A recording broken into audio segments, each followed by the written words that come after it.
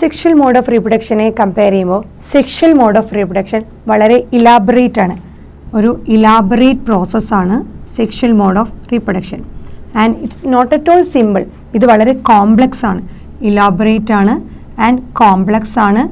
And എസെക്ഷലിനെ വെച്ച് നോക്കുമ്പോൾ ഇത് വളരെ സ്ലോ ആയിട്ടുള്ളൊരു പ്രോസസ്സാണ്.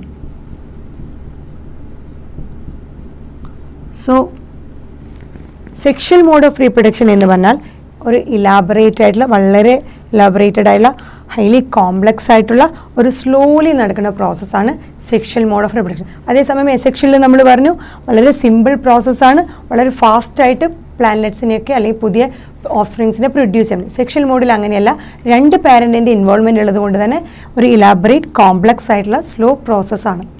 ഇനി നോക്കുകയാണെങ്കിൽ നമുക്ക് ഒരു ഡിഫറെൻറ്റ് സ്റ്റഡി നടത്തുകയാണെന്ന് വയ്ക്കാം. ഒരു ഡിഫറെൻറ്റ് ഓർഗാൻസ്, ഈ ഡൈവേഴ്സിറ്റി ഉള്ള ഈ ലോകത്ത് നമ്മൾ ഓരോ ഓർഗാനിസത്തിനെ നോക്കിക്കഴിഞ്ഞാൽ അതൊരു പ്ലാന്റ് ആയിക്കോട്ടെ, ഒരു ആനിമൽ ആയിക്കോട്ടെ, ഫംഗ ആയിക്കോട്ടെ, ഏത് തന്നെ ആയിക്കോട്ടെ, ഇവരുടെയൊക്കെ എക്സ്റ്റേണൽ മോർഫോളജി, അതുപോലെ അവരുടെ ഇൻറ്റേർണൽ സ്ട്രക്ചർ അല്ലെങ്കിൽ ഫിസിയോളജി, ഇതെല്ലാം ഡിഫറെൻ്റ് ആണ്. ഓരോ ഓർഗാനിസം മറ്റു ഓർഗാനിസത്തിൽ നിന്ന് എക്സ്റ്റേണലി എല്ലാ കാര്യത്തിലും ഡിഫറെൻ്റ്. എക്സ്റ്റേണൽ മോർഫോളജിയിലും ഇൻറ്റേർണൽ സ്ട്രക്ചറിലും അവരുടെ ഫിസിയോളജിയിലൊക്കെ വൺ എമംഗ് അതർ ഡിഫറെൻ്റ് ആയിരിക്കും.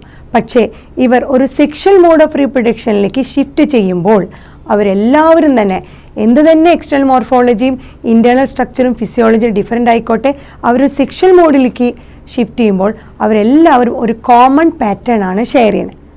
ഏത് different organism whenever they come to a sexual mode of reproduction they share a common pattern. So sexual mode of റീപ്രൊഡക്ഷനിൽ എല്ലാവരും ഒരു കോമൺ പാറ്റേൺ ആണ് ഷെയർ ചെയ്യുന്നത്. നമുക്ക് ഓരോ ഓർഗാനിസം ഏത് കോമൺ ഫീച്ചറിലൂടെയാണ് sexual mode of reproduction follow ചെയ്യണമെന്ന് നോക്കാം.